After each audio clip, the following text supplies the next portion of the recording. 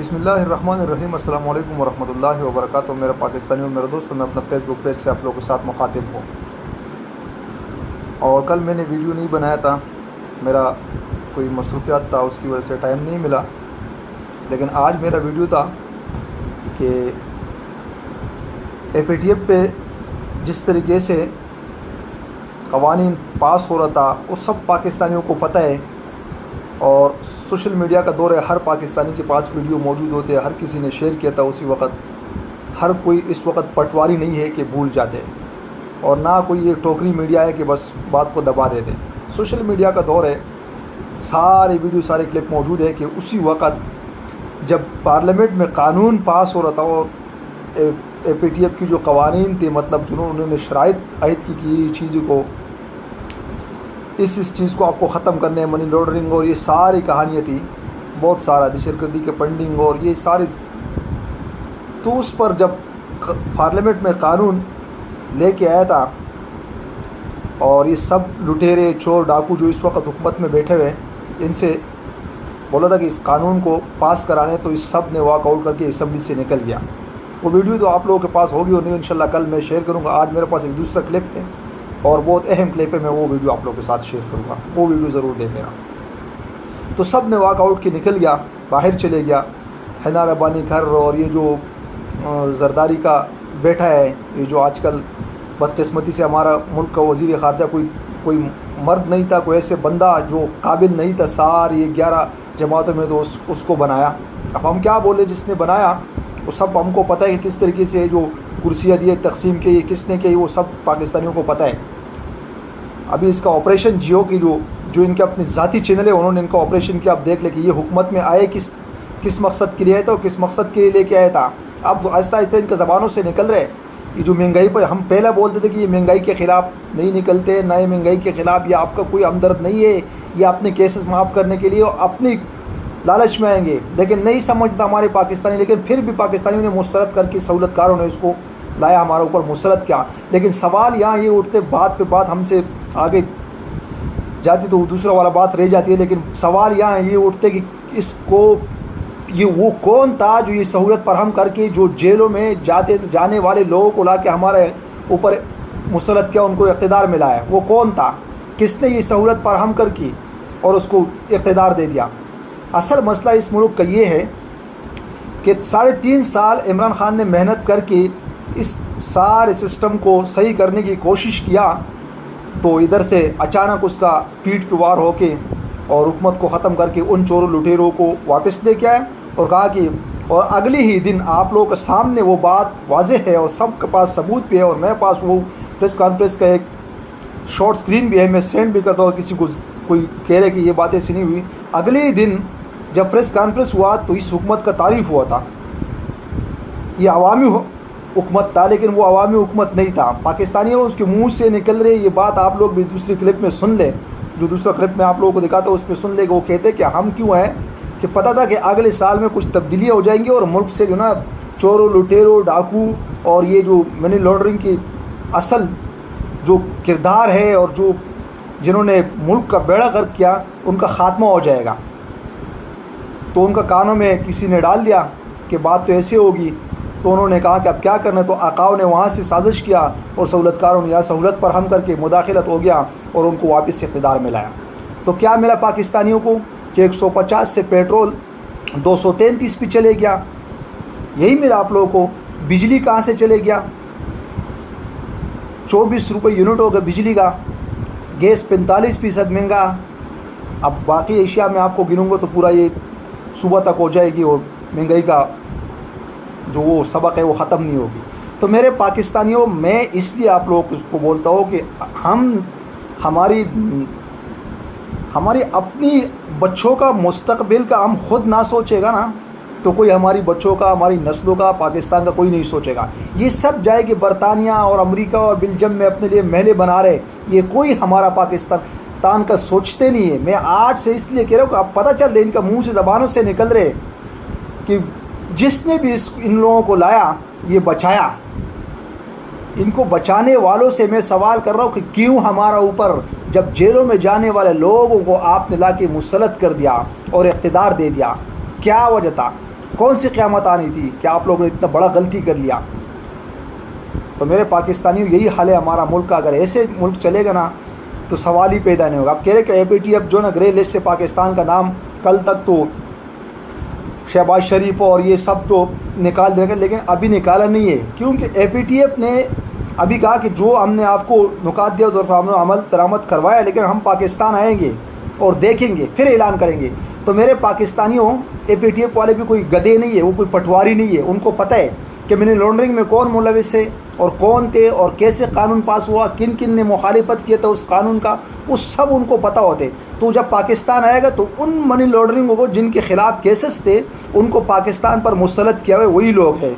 तो आप लोग क्या सोचते हैं, क्या समझते हो आप लोग कि वो पटवारी हैं? अब अल्लाह करे आगे पाकिस्तान का नाम निकल जाए। हम तो यही दुआ करते हैं कि कोई भी ये ना सोचे कि मैंने ये किया, इसने किया, ये किया।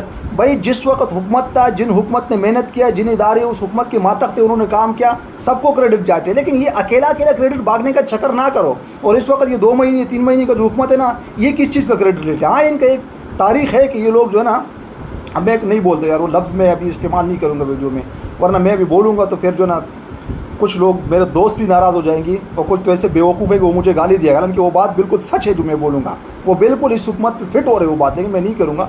लेकिन वो क्रेडिट का चक्कर छोड़ दे और इस इम्पोर्टेड इन चोर लुटेरों का जो जेल में जाने वाले थे, ये हमारे ऊपर मुसल्लत किया, इनका खात्मा करो।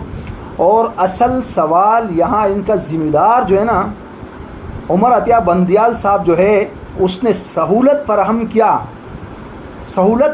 किया। किसके कहने पे? वो कौन थे, किसने बताया था उसको? ये जवाब वो देगा।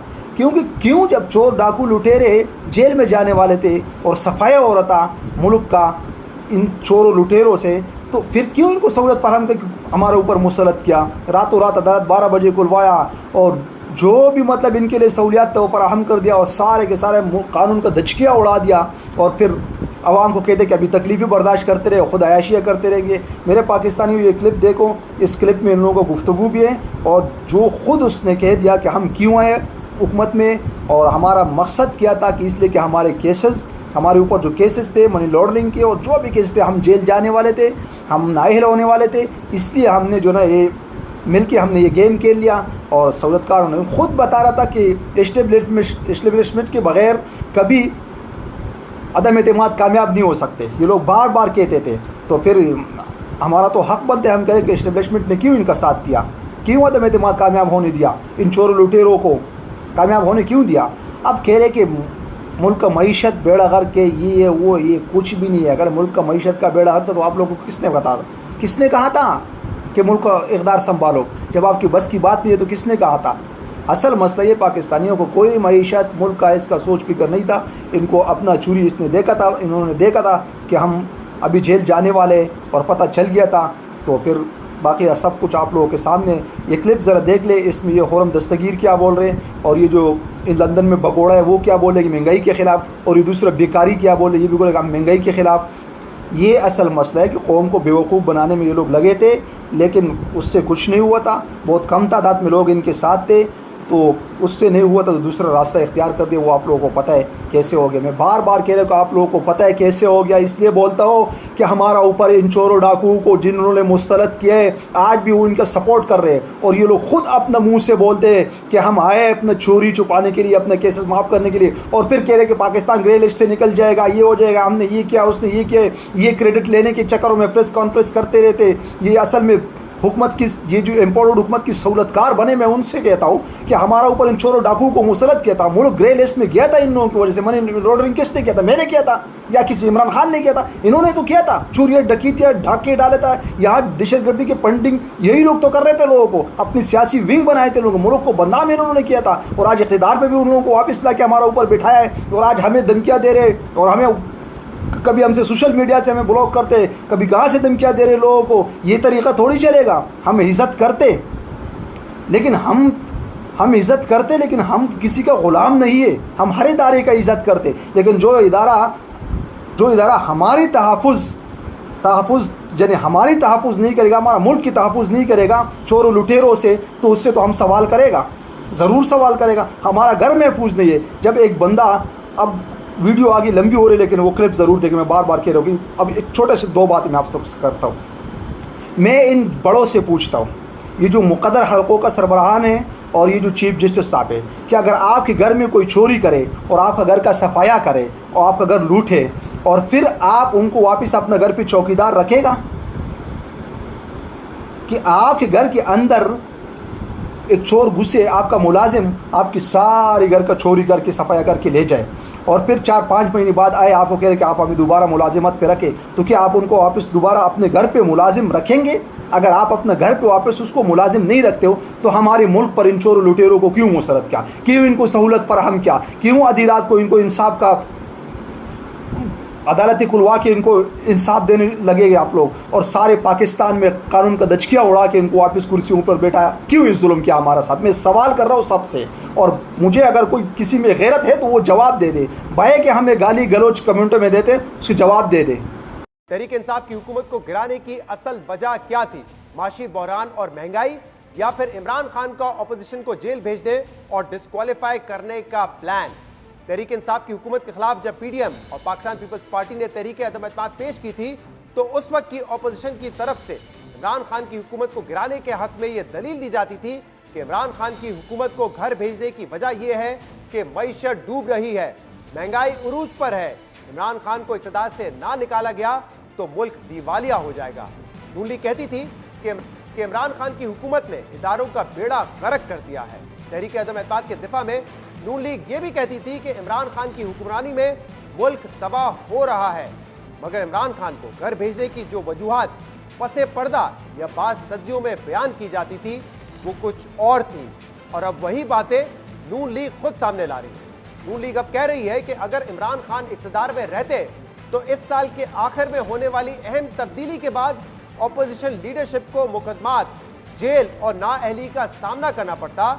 लेकिन नून लीग ये अब कह रही है, लेकिन इससे पहले तहरीक अदम एतमाद पेश कर रहे हैं और पीटीआई की हुकूमत गिराने के हवाले से नून लीग क्या बताती रही, सुनिए। महंगाई ने, बेरोजगारी ने लोगों की मत मार दी। ऐसे जालिम हुक्मरान से अवाम को निजात दिलाई है। तो मुस्लिम लीग नून ये फरीज़ा अदा करेगी। इमरान खान चूँकि साढ़े 3 साल, पौने 4 साल में इस मुल्क की मईशत का बेड़ा गर्क कर दिया है। महंगाई ने तारीख में इससे ज़्यादा आम आदमी की ज़िंदगी को अजीर नहीं किया जितना इसको किया है। ये 22 करोड़ अवाम का उनकी ख्वाहिश है, उनका फैसला है कि इनके खिलाफ वोट ऑफ नो कॉन्फिडेंस किया जाए। पहले नून लीग तहरीक अदम एतमाद की वजह माशी बहरान और महंगाई को करार देती रही थी, लेकिन अब नून लीग मजीद हकायक सामने ला रही है। नून लीग के सीनियर रहनुमा और वफाकी वजीर खुर्रम दस्तगीर का कहना है कि मुश्किल हालात में हुकूमत देने का फैसला इसलिए किया गया कि इमरान खान के मुल्क पर हमला करने के फाशिस्ट प्लान थे। साल के आखिर में एक बड़ी तब्दीली आनी थी, उसमें तो ये नजर आ रहा था कि इमरान खान का जो गठजोड़ है ये तो अगले 15 साल रहेगा अगर इस तरह हालात रहे, और जिस तरह के उनके प्रोग्राम थे हम सब ने डिस्क्वालीफाई होना था इस साल के आखिर में। तमाम जो अपोजिशन की लीडरशिप है, अच्छा, उनका तो ख्याल था कि मैं सफाया कर दूंगा, मैं किसी को नहीं छोड़ूंगा। तो ये आपका खदशा है? मालूमात है जी, हमारी सीरियस मालूमात है। आपके ख्याल में जो आप ये लोगों को भूल जाता है, लेकिन कुछ माह पहले जो कहा कि हम नैब के कुछ 100 जज और हायर कर रहे हैं और हम सारे केसों को एक्सपेडाइट करेंगे, तो उस मैस लेवल के ऊपर मैस लेवल पे डिस्क्वालिफिकेशन होनी थी। बिगिनिंग शहबाज शरीफ डाउनवर्ड, शाहिद खान अब्बासी, हसन इकबाल और ऑल ऑफ अस, सिर्फ मुस्लिम लीग नून की नहीं। आपके ख्याल में जो कोalition बनी है वो इसी वजह से बनी है कि इमरान खान साहब के तो फाशिस्ट प्लान्स थे ना इस मुल्क के ऊपर हमला करने के। नून लीग के सीनियर रहनुमा और वफाकी वजीर खुर्रम दस्तगीर कह रहे थे कि साल के आखिर में जो बड़ी तब्दीली आनी थी उसमें यह नजर आ रहा था कि इमरान खान का गठजोड़ 15 साल तक रहेगा। जिस तरह के इमरान खान के प्लान थे उसमें साल के आखिर तक ऑपोजिशन की लीडरशिप ने नाअहल हो जाना था। खुर्रम दस्तगीर ने यह भी वाज़ेह किया कि ये बातें उनका खर्चा नहीं बल्कि मालूमात पर मबनी है। जबकि इससे पहले 19 मई को सरगोदा जलसे में खिताब में नून लीग की नायब सदर मरीम नवाज ने भी इसी तरह की बात कही थी। मरीम नवाज का कहना था कि हमने हुकूमत गिराकर उनका 12 साला प्लान फेल कर दिया है। हम हुकूमत में इसलिए आए थे कि ये इमरान खान अपने शरीके जराइम के साथ अगली हुकूमत भी, अगले इलेक्शन पे भी डाका डालने की तैयारी कर चुका था। तो सरगोदा वालों याद रखो, इमरान की हुकूमत गिरा के हमने इमरान खान के 12 साल के प्लान को फेल कर दिया। मरियम नवाज कह रही थी कि हम हुकूमत में इसलिए आए थे कि इमरान खान अपने शरीक जराइम के साथ अगले इलेक्शन पर डाका डालने की तैयारी कर चुके थे। मरियम नवाज और खुर्रम दस्तगीर का यह दावा अहम है क्योंकि अब जो बातें खुल्लम खुल्ला हो रही हैं, माजी में नून लीग के मुख्तलिफ अहम रहनुमा पसे पर्दा इन बातों की तस्दीक करते रहे। सीनियर नून लीगी रहनुमा पहले ही ये बता रहे थे कि इमरान खान को घर भेजने की वजह खौफ और ख्वाहिश थी। नून लीग को खौफ था कि नवंबर के बाद और इलेक्शन से पहले नून लीग के अहम रहनुमाओं को केसेस में सजाएं होंगी, वो जेल जाएंगे और नाअहल हो जाएंगे। इसके अलावा नून लीग को यह भी मालूमात दी जा रही थी कि मनी लॉन्ड्रिंग केस में शहबाज शरीफ और हमजा शहबाज को सजा हो जाएगी और वो भी इलेक्शन